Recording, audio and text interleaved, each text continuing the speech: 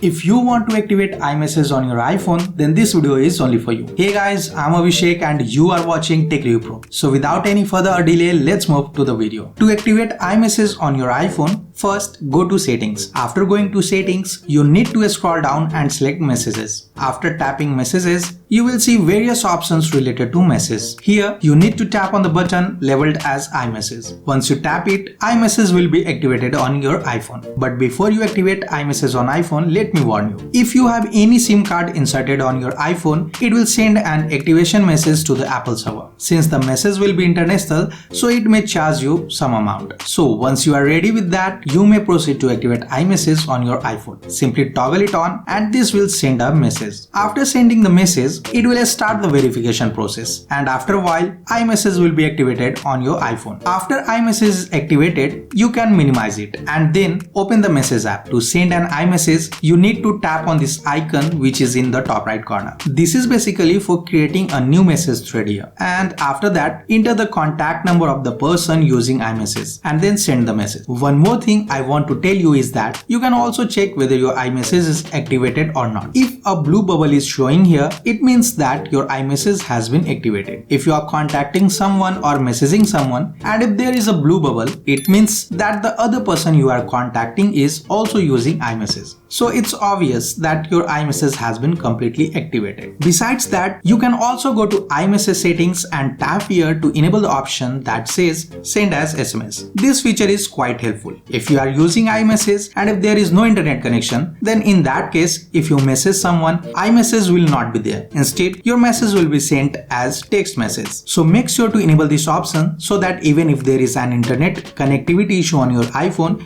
you can easily contact someone without interruptions. So friends, this is how you can activate iMessage on your iPhone and also use it. I hope this video was helpful. If yes, please hit the like button and subscribe for more. By the way, if you want to turn read receipts on or off on iMessage, then tap here to watch this video.